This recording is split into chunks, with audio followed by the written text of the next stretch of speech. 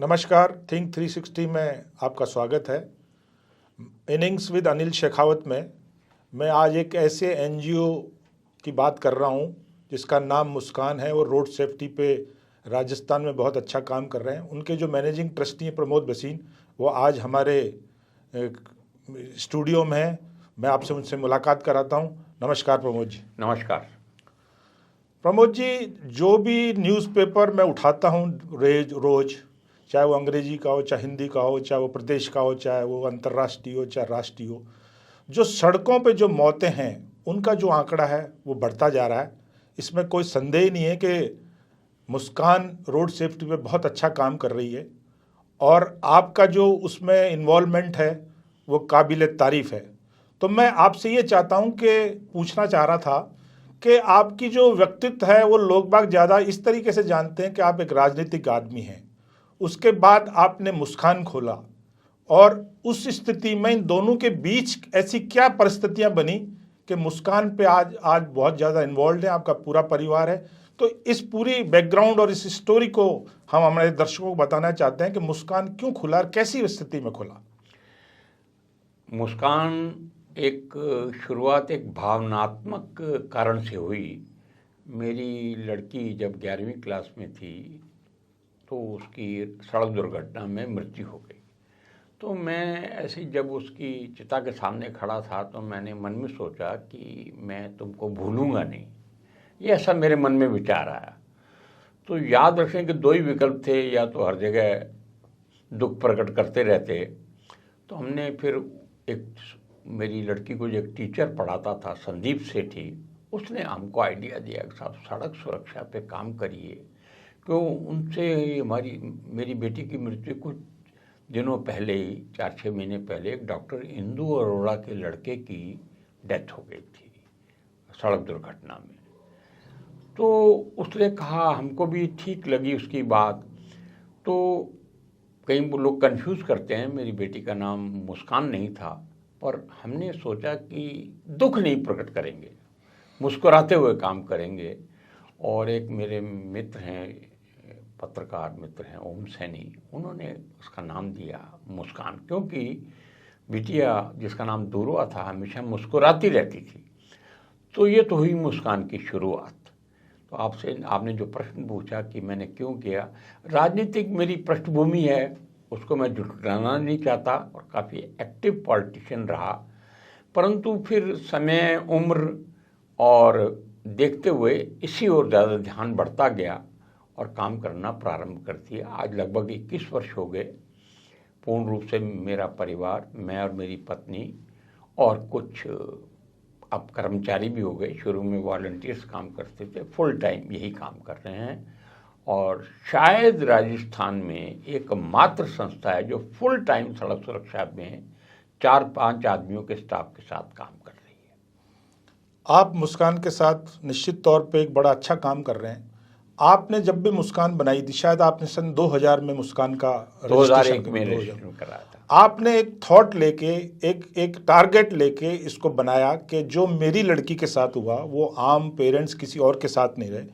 तो वो जो आपने जो टारगेट अपने माइंड में रखे कि मैं ऐसे करूँगा, ये चीज़ करूँगा, मेरा जैसा दुख दूसरे पेरेंट्स को नहीं आए, उस कहानी में आप क्या देखते हैं? कुछ आपने ऐसा कुछ किया जो कुछ नए ऐसे डेवलपमेंट हुए आपके मन में आया, जो टारगेट किए वो क्या अचीव हो रहे हैं क्या? देखिए, शुरुआत जब करी तो खुद मालूम ही नहीं था। ये ट्रैफिक करते थे, सड़क सुरक्षा नाम ही नहीं था। ये शायद हमारी पहली संस्था थी जो मुस्कान फाउंडेशन फॉर रोड सेफ्टी के नाम से रजिस्टर हुई। सब कहते थे ट्रैफिक की समस्या है, ट्रैफिक से दुर्घटना हो गई। तो एक तो चलिए इस वजह से, और उसके बाद लगातार बढ़ती हुई सड़क दुर्घटनाओं ने हर सरकार को, हर सोचने वाले व्यक्ति को एक तरह मजबूर कर दिया कि सड़क दुर्घटना एक विभीषिका है, एक पेंडेमिक है, एक जिसे कहते हैं, कई लोग तो कहते हैं डिज़ास्टर मैनेजमेंट है। इसको कई बार इसको तुलना डिज़ास्टर मैनेजमेंट से की जाती है।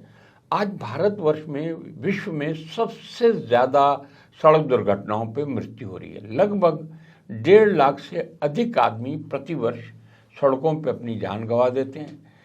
डाटा पे जाना तो ठीक नहीं, परंतु आप ये मान के चलिए हर बार में पिछले 15 साल का अगर एक्यूमुलेट कर लें दुर्घटनाओं को, तो मृत्यु दर और सीरियसली इंजर्ड मतलब किसी का पांव अपंग हो गया, किसी का हाथ चला गया, किसी की कमर में रीढ़ की हड्डी टूटा है, इनको मिलाएं तो हर 11वें घर में, हिंदुस्तान के हर 11वें घर में कोई ना कोई सड़क दुर्घटनाओं से पीड़ित व्यक्ति बैठा हुआ है। मैं इन्हीं आंकड़ों को अपने ढंग से दुरुस्त करता हूं कि जो हमारे पास खबर है उसमें यह है कि राजस्थान में अभी तक कुल 1,82,00,000 रजिस्टर्ड जो हैं व्हीकल्स हैं।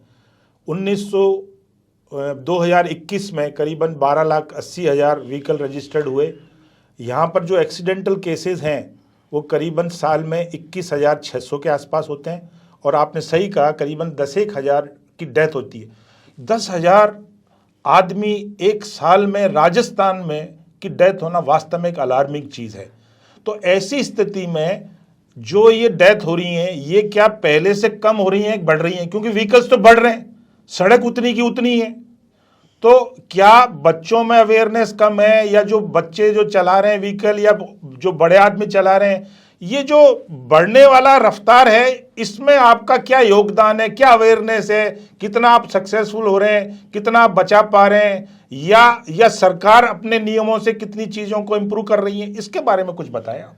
देखिए, अगर आप मुझसे जब मैं आंकड़े देखता हूँ तो कई बार बड़ी निराशा होती है। ऐसा सोचते हैं कि हम बिल्कुल कंप्लीटली फेलियर रहे, हम कुछ नहीं कर पाए। जब शुरुआत करी थी मुस्कान तो राजस्थान से 6-7 हज़ार व्यक्ति मरते थे, अब सड़क दुर्घटनाओं में 10,000 हो गए। पर दूसरा पक्ष है, क्या दुख मारा के इस काम को छोड़ दें? हम तो नहीं, जो हम करते हैं, क्या समुद्र में एक बूंद पानी डाल रहे हैं, हम डालते रहेंगे और उसका फर्क पड़ा, निश्चय ही फर्क पड़ा। आज राजस्थान में 1 मई 2001 में हेलमेट कंपलसरी तो सुप्रीम कोर्ट ने कर दिया था, पर जयपुर में हेलमेट कंपलसरी हो गया 2001 में। आज लगभग 20 साल के बाद जयपुर हिंदुस्तान के कुछ शहरों में है जहां हेड इंजरी से सबसे कम मृत्यु होती है। सुप्रीम कोर्ट की रूलिंग है, रूलिंग तो बहुत हैं, परंतु कौन मानता है? आज से 6 साल पहले सुप्रीम कोर्ट ने कहा कि पुलिस स्टेशन पे जाके जो आदमी जाए उससे नाम नहीं पूछा जाएगा और उसको निःशुल्क चिकित्सा दी जाएगी।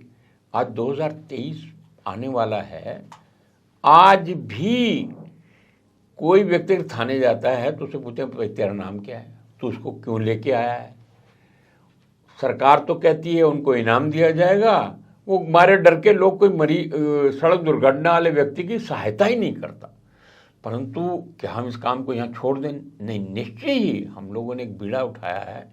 कम से कम सरकार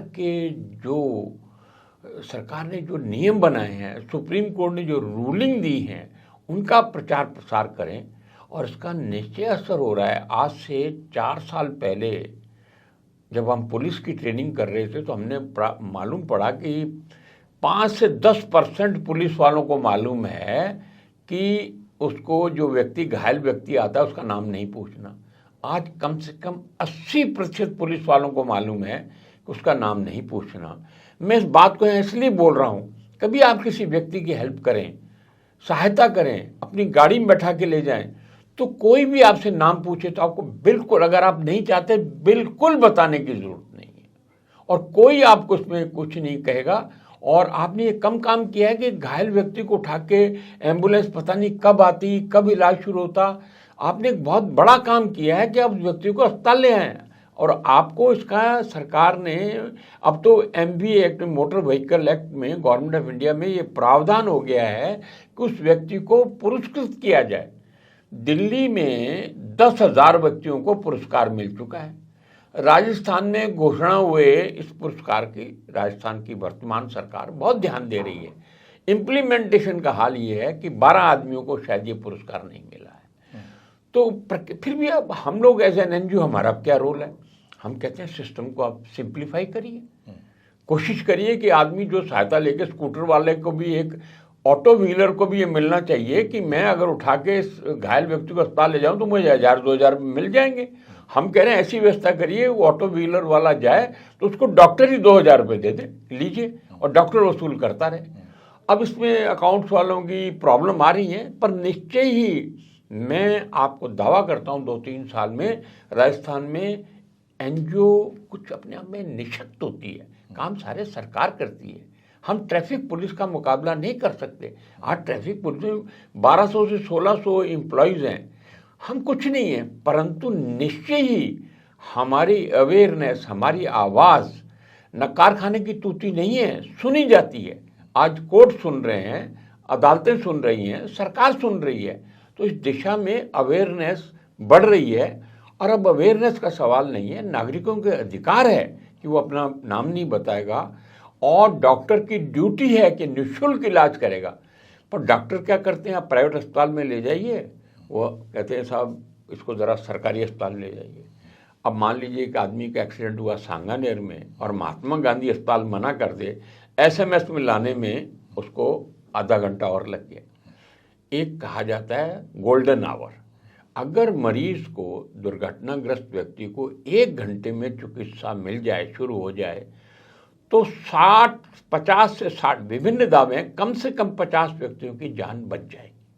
होता क्या है, सड़क पर पड़ा है, कई बार तो छोटी मोटी दुर्घटना में ब्लीडिंग से ही आदमी खत्म हो जाता है। तो काम बहुत करने का है, तो निराश होने की आवश्यकता नहीं है।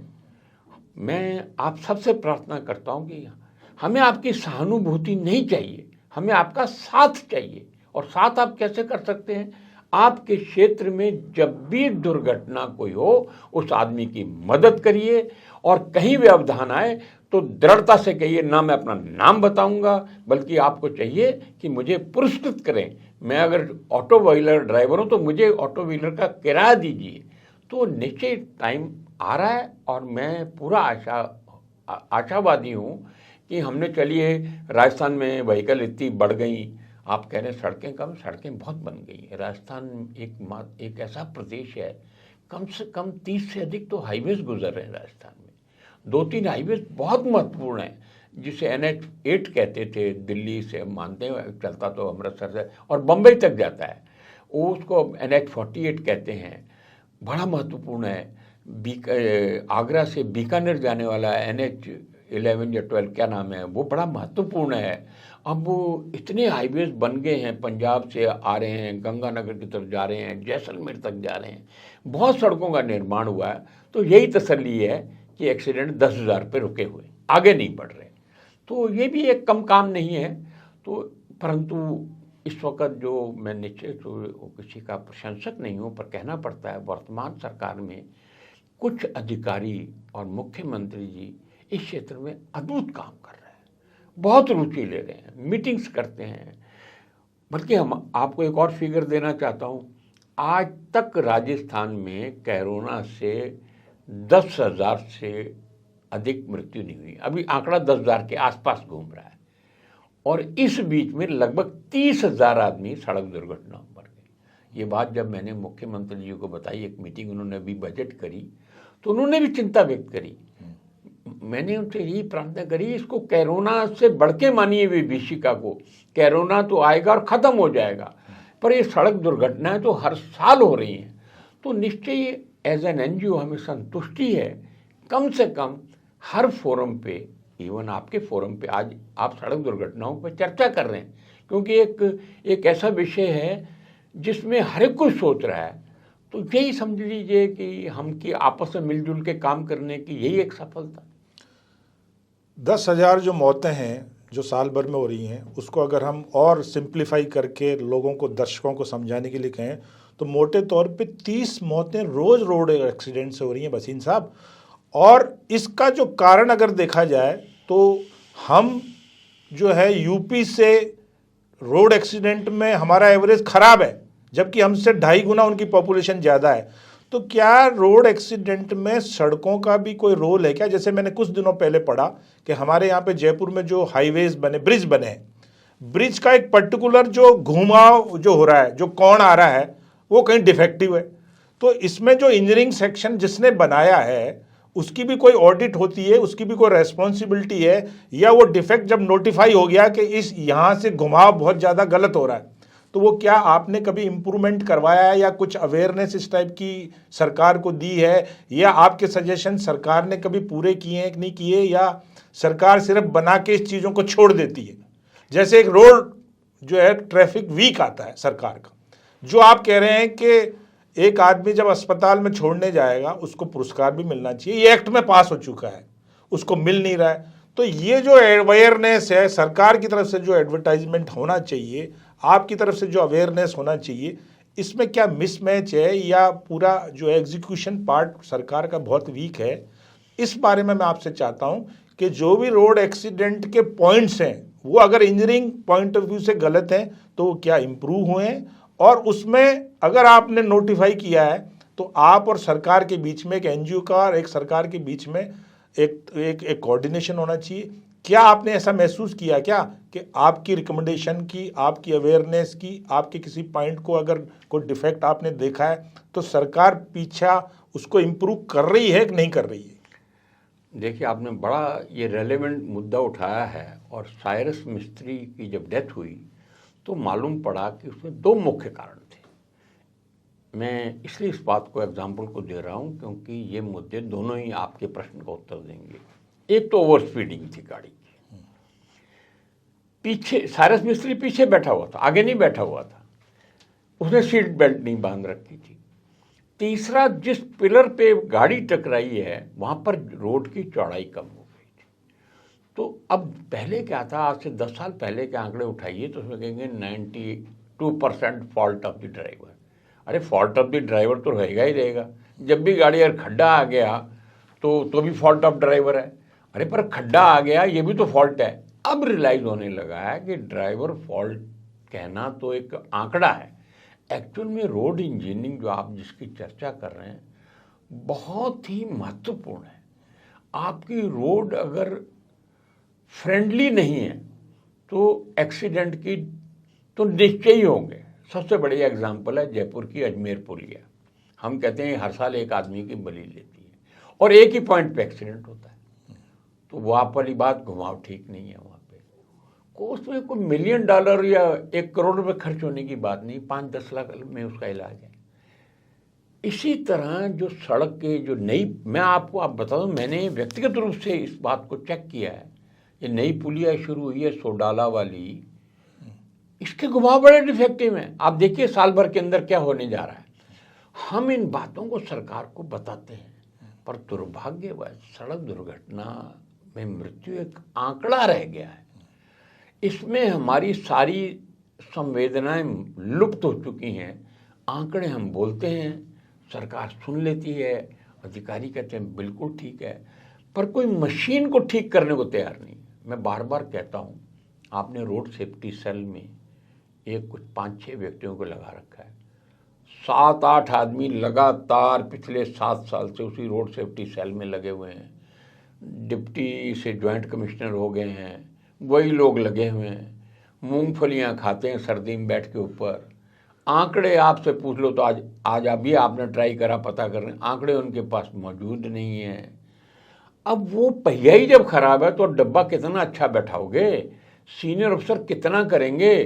परंतु कुछ सरकारों ने अद्भुत काम किया। हम एक टिपिकल मद्रास मॉडल चल रहा है, अरे उससे अच्छा तो पंजाब मॉडल है, उन्होंने हर चीज़ अपनी निकाल दी।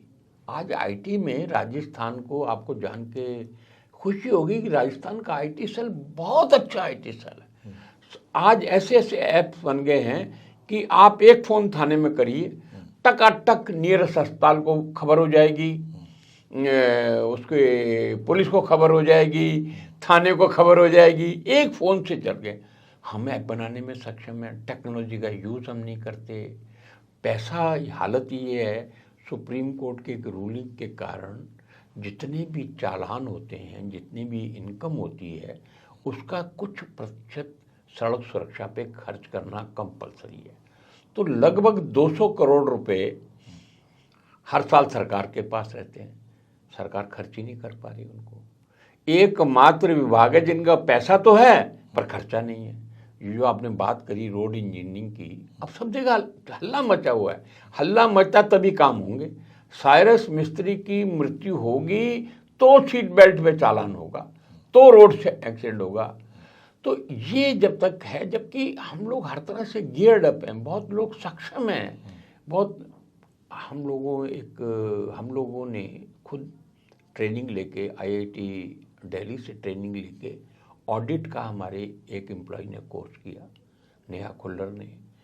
वो अच्छी ऑडिटर है, हम लोग फ्री में जाके बताते फिर रहे हैं। हम ट्रैफिक कंट्रोल बोर्ड के मेंबर हैं, मुस्कान हर बड़ी संस्थाओं के मेंबर हैं। और आप ये कह रहे हैं हम खूब आवाज़ें उठाते हैं। उस मुख्य सचिव ने हाई पावर कमेटी बना रखी, उसके हम मेंबर हैं। सब कहते हैं, उस वक्त तो सब बड़ा दुख प्रकट करते हैं, कोशिश भी करते हैं काम करने की, पर नीचे उतरते उतरते वो आंकड़ा रह जाता है।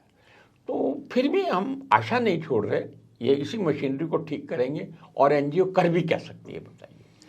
अब आपने खुद ने कहा कि अजमेर रोड का पुलिया है या सोडाला का जो पुलिया है जिसमें आपको डिफेक्ट नज़र आते हैं, तो क्या एक ऐसा प्रोसीजर, ऐसा सिस्टम डेवलप नहीं होना चाहिए कि कोई भी जो ओवरब्रिज बनने से पहले, चालू होने से पहले एक सेक्शन आके उसको उस एंगल से देखे कि इसके जो घुमाव आ रहे हैं, जो मोड़ आ रहे हैं, वो टेक्निकलिटीज में ठीक है कि नहीं है।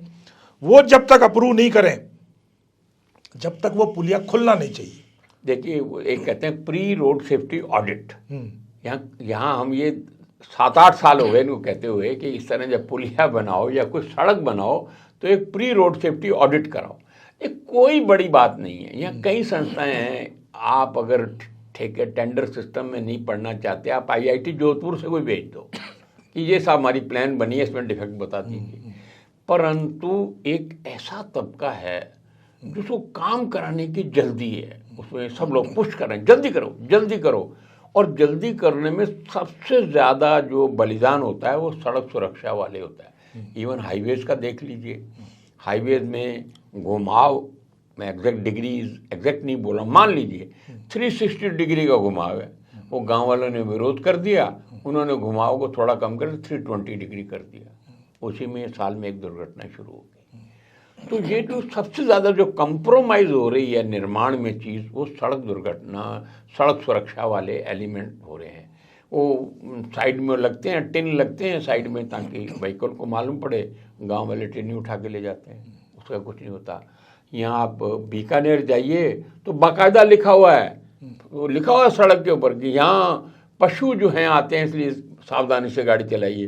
पर पशु, हाईवे पे पशु आते हैं और एक्सीडेंट होते हैं, रात को दिखाई नहीं देते। जब तक उनकी आंखों में लाइट जाती है, दूर से नीली आंखें नहीं दिखाई दें, तब तक भैंस दिखाई नहीं देगी वहाँ रात को, तो वहाँ एक्सीडेंट हो रहे हैं। तो आपका कहना बिल्कुल सही है कि अब अचानक ध्यान आया है और सरकार ने मतलब मुहूर्त में जो है वो उन्होंने कोई 8-10 हज़ार करोड़ रुपए का फंड रखा है कि सड़कों को ऑडिट कराया जाए।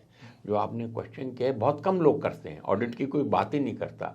जबकि मुख्य कारण ये है कि अगर सड़कों की सबसे पहली बात है व्हीकल, फिर व्हीकल किस पे दौड़ रही हैं, और फिर वो व्हीकल चलाने वाला कैसे व्हीकल चल रहा है। तो यहाँ पर अभी तक व्हीकल का रोड सेफ्टी का स्टार अब आने शुरू हुए हैं। जब हल्ला मचा तो अब विज्ञापन आ रहे हैं। नहीं तो मारुति बहुत बड़ी कंपनी है, पर सबसे ज़्यादा असुरक्षित कारें मारुति की थी। बिल्कुल ठीक है। अब एनकैप एक है जो बॉडी है, जर्मनी की है, वो है, अब उससे रेटिंग आने लग गई 4 स्टार, मिनिमम 4 स्टार रेटिंग की गाड़ी को आपको अलाउ नहीं करना चाहिए। तो अब सब चीज़ें, परंतु हम इतनी हैवी प्राइस दे के 1.5 लाख आदमी प्रतिवर्ष ख़त्म करके तब ये चीज़ें सीख रहे हैं। एक और 1.5 लाख में आंकड़ा सुनिए जो आपको सरप्राइज करेगा। लगभग 60 से 70 हज़ार लोग मोटरसाइकिल पे डेथ हो रही है 1.5 लाख में से। उनमें से 55% 45 साल से कम उम्र के। आप देखिए, आपके कैंसर होती है 5 साल का टाइम मिल जाता है, हार्ट अटैक होता है तो आप चलते हैं। सड़क में तो दुर्घटना में घर से निकले शादी जाने के लिए रास्ते में ख़त्म हो गए। कितना बड़ा जीडीपी लॉस हो रहा है, आपको ये देखना पड़ेगा कि युवा मर रहा है। तो ये बातें हम सोचने की हैं। और एज एन एनजीओ मैंने कहा हम निराश नहीं होंगे, काम जितना भी करते जाएंगे उतना ही कम है। अभी आपने वर्ल्ड रिमेंबर्स डे मनाया, उसमें मैंने देखा कि जो स्कूल के बच्चे हैं उनका पार्टिसिपेशन बहुत ज़्यादा था। आप उस दिवस पे उन डेथ को याद करते हैं जो किसी माँ बाप ने अपने बच्चे को खोया, और वो बच्चों की जो एज है वो ऐसी एज है कि जहाँ सबसे जल्दी सीखता है वो। तो इस जो बच्चों की एज की सीखने वाली बात है, उसमें मुझे ऐसा ध्यान आ रहा है कि एक बार आप लोगों ने ऐसा प्रयास किया था कि बच्चों के पाठ्यक्रम में रोड सेफ्टी से रिलेटेड एक चैप्टर होना चाहिए। ये एक अवेयरनेस का बहुत बढ़िया है, उसको हर साल उस चैप्टर को पढ़ेगा तो उसके दिमाग में अवेयरनेस आएगी कि मुझे कैसे चलाना है। तो क्या वो सीबीएसई या राजस्थान बोर्ड के पाठ्यक्रम में रोड सेफ्टी से रिलेटेड पाठ्यक्रम में आ चुकी है क्या? वो चैप्टर आया है कि नहीं आया है? ये आपने अच्छा प्रश्न, मैं थोड़ा इसमें यश भी देना चाहूँगा। हमने सबसे पहले, अभी मैं नाम भी ले लूँगा, राजीव शर्मा एसपी ट्रैफिक होते थे 2001 में। एक इतवार के दिन उन्होंने हमारी टीम के साथ मिलकर एक पहली क्लास से 12वीं क्लास के बच्चों का कैरिकुलम बनाया। फिर 2006 में हमने वो सीबीएसई को दिया, और फिर सीबीएसई ने हमारी मुस्कान की टीम को इनवाइट किया।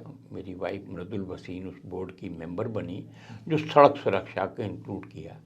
आज सीबीएसई में सड़क सुरक्षा आ चुका है, राजस्थान बोर्ड में आ चुका है। अब वो बात दूसरी है कि कैसे आना चाहिए, क्या इम्प्रूवमेंट होनी चाहिए, क्या अपडेट होनी चाहिए, पर वो हो चुका है। अब उसका सवाल ये है कि जैसे हर साल मैथमेटिक्स चेंज हो रहा है, हर साल ज्योग्राफी में नई चीज़ें आ रही हैं, तो सड़क सुरक्षा से संबंधित इन्फॉर्मेशन को हर 2-3 साल में अपडेशन की आवश्यकता है, पर आ चुका है। ये खुशखबरी है।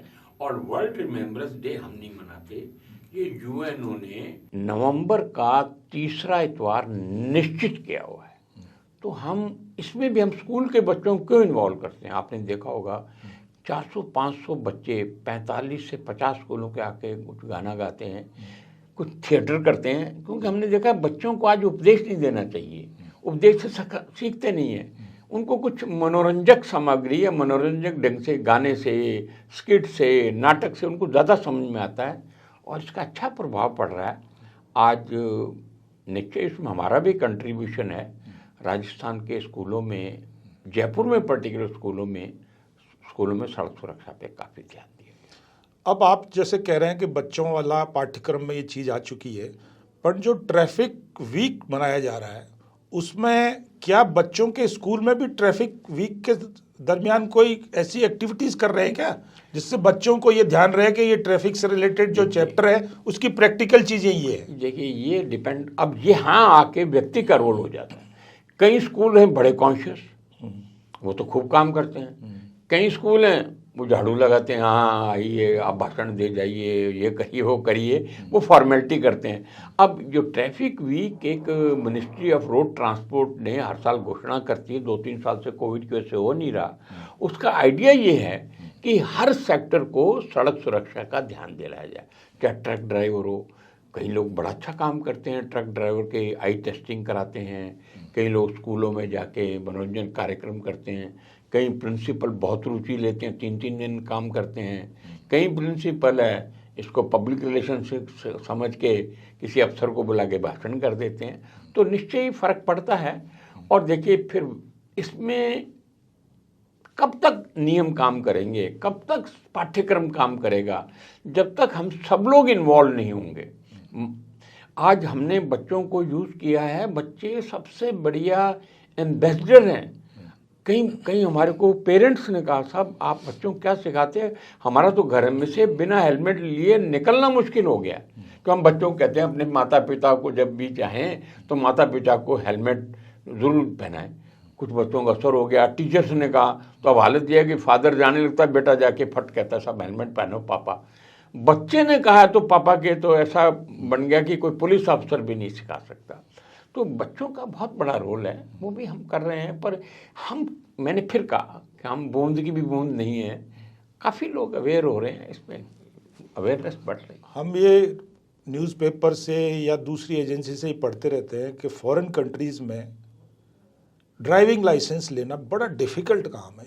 एक प्रोसीजर है, उस प्रोसीजर को पास करने का मतलब है कि वो बड़ी है। हमारे यहाँ जो प्रोसीजर है ड्राइविंग लाइसेंस का, उसमें आप क्या कमी देखते हैं या उसमें कुछ और इम्प्रूवमेंट होना चाहिए? ड्राइविंग लाइसेंस का आज सबसे बड़ा इशू ये है इस देश में, तो कम से कम जब मैं इस देश की बात मानता हूँ तो ये सब एशियन कंट्रीज़ पर एप्लीकेबल है।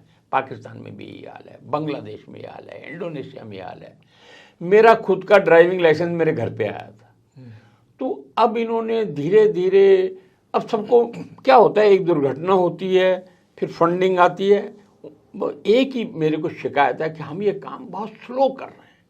ड्राइविंग लाइसेंस के नॉर्म्स बन चुके हैं, पैसा हमारे पास पड़ा है, ट्रैक सब बन रहे हैं, पिछले 4 साल से ट्रैक्स बन रहे हैं। सरकार ने 100 करोड़ रुपए सैंक्शन कर दिए कि 80 CHCs को आप ट्रॉमा सेंटर में कन्वर्ट कर दीजिए। 3 साल हो गए, जब भी बात करो सब बिल्डिंग, सिविल वर्क नहीं हो रहा। All India institute of medical science के जो ट्रॉमा सेंटर के इंचार्ज कहते हैं सिविल वर्क इतना इम्पोर्टेंट नहीं है, डॉक्टर इम्पोर्टेंट है, मशीनरी इम्पोर्टेंट है, वो तो लगाओ। तो जो एक जिसे कहते हैं ना ड्यूटी बाउंड अप्रोच है, वो तंग कर रही है। कोई, मैं खुलेआम कहता हूँ, इसको भावनाओं से जोड़िए। कब तक आप ये भावना से जुड़ा साइरस मिस्त्री का मैसेज बड़ा अच्छा काम है। बैक सीट पे अगर आपके हाईवेज पे एक्सीडेंट होता है और आपने सीट बेल्ट बांध रखी है तो आपके 60 to 70% चांस है कि आपकी जान नहीं जाएगी। तो अच्छा हुआ, पर इसके लिए साइरस मिस्त्री का त्याग देना जरूरी था क्या? तो ये अब मैं ऐसे एक इससे पर्सनल हटके एक पर्सनल आपसे चीज़ पूछ रहा हूँ। आप लंबे समय से राजनीति करी, राजनीति का मतलब जो आम आदमी समझता है वो ये है, गरीब की सेवा करना, दीन की सेवा करना, किसान की सेवा करना, मजदूर की सेवा करना। और एक आपने एक NGO खोला जिसमें आप रोड सेफ्टी के तहत लोगों को मौत से बचा रहे हैं, आपको ट्रैफिक रूल सिखा के एक संभावित जो है जो मृत्यु होने जा रही थी उसको बचा रहे हैं। दोनों सेवा का भाव है, दोनों में राजनीति भी सेवा का भाव है और ये भी आप सेवा का भाव है। बाय द वे आपने राजनीति में भी गरीबों की सेवा कर चुके हो और आप मुस्कान में भी एक पर्टिकुलर टाइप का वर्क कर रहे हो। दोनों की सेवा में आपने कौन सी सेवा को अच्छा माध्यम माना? देखिए, मैं आपको स्पष्ट बता दूं, मैं भी राजनीति में सेवा भावना से नहीं गया था। ये दुर्भाग्य है कि मैं खुद अपने आप को व्यक्ति में बता रहा हूँ, सब मेवा भावना से जाते हैं। हालत ये है कि अगर एक आदमी के 3 संतान है, एक कहता है एक को डॉक्टर बना दूंगा, एक को इंजीनियर बना दूंगा, यार ये लड़का नालायक है, इसको राजनीति में डाल देते हैं। आज चिंतन ये है कि राजनीति में जाओ, कोई पद प्राप्त करो, रेलवे स्टेशन वहाँ जाके, मैंने ये काम किए हुए हैं, जय जयकार के नारे लगाओ, जिस पार्टी में भी हो उसके नेता जब आए उसको स्टेशन पर रिसीव करने जाओ तो आप हो गए कार्यकर्ता, नहीं तो आप है। तो राजनीति ऐसे ही चलेगी जब तक कोई आएंगे, अच्छे लोग भी आ रहे हैं राजनीति में, अब आने लगे हैं कि सेवा भावना से आ रहे हैं। और आप देखोगे, मैं किसी पार्टी का नाम नहीं ले, हर पार्टी में लोग बड़े अच्छी सेवा भावना से आते हैं पर उनको उत्प्राण नहीं होता। तो मैं मुस्कान में मुझे कुछ सार्थकता तो नज़र आई, चाहे मैंने बिल्कुल भावनात्मक दृष्टि से हमने मुस्कान शुरू करी, हमको सड़क सुरक्षा की, रोड सेफ्टी की स्पेलिंग तक मालूम नहीं थी, पर अगर थोड़ा बहुत संतोष है तो यही है कि एक अच्छे काम में हम भी आहुति डाल रहे हैं। कितना सफल हैं, कितने असफल हैं, ये तो मैं कुछ नहीं कह सकता, पर इसमें कुछ सुख मिल रहा है, आनंद आ रहा है बड़ा। कई बार किसी स्कूल का प्रिंसिपल बुला लेता है, 2 घंटे वेट कराता है, इसमें मुझे अच्छा नहीं लगता, फिर बाद में मालूम पड़ता है वही प्रिंसिपल सबसे एक्टिव हो गया तो बड़ा अच्छा लगता है। तो ये इसमें आनंद आ रहा है। वसीम साहब, आज आप हमारे स्टूडियो में आए और आपसे रोड सेफ्टी पे बहुत सार्थक बातें हुई। भगवान आपको शक्ति दे और आप एक नई ऊंचाइयों पे पहुँचें। मुस्कान इस देश की बहुत अग्रणी NGO हो, ये हमारी आपके साथ भावना रहेगी, ये हमारी शुभकामनाएं रहेंगी। भगवान आपको इसी भावना से अपने बचे हुए ज़िंदगी में ऐसा आप काम करें जिससे चाहे साल में अगर आप एक भी मौत को बचा पाएंगे, एक अवेयरनेस से भी एक आदमी रोड सेफ्टी से रिलेटेड चीज़ों को सीख जाएगा, तो आपकी जो NGO मुस्कान बनी है उसकी सार्थकता सिद्ध हो जाएगी। बहुत बहुत धन्यवाद। आखिर में यही कहना चाहता हूँ कि आपके शब्द बिल्कुल सही हैं। इसमें मुझे हाथ जोड़ के दर्शकों से प्रार्थना है, आप जहाँ भी हो अपनी अवेयरनेस रखिए और आसपास इस काम को करते रहिए, यही सबसे बड़ा हमारा साथ होगा। हम मान के चलेंगे आप सब लोग मुस्कान का काम कर रहे हैं। धन्यवाद, नमस्कार। बहुत बहुत धन्यवाद।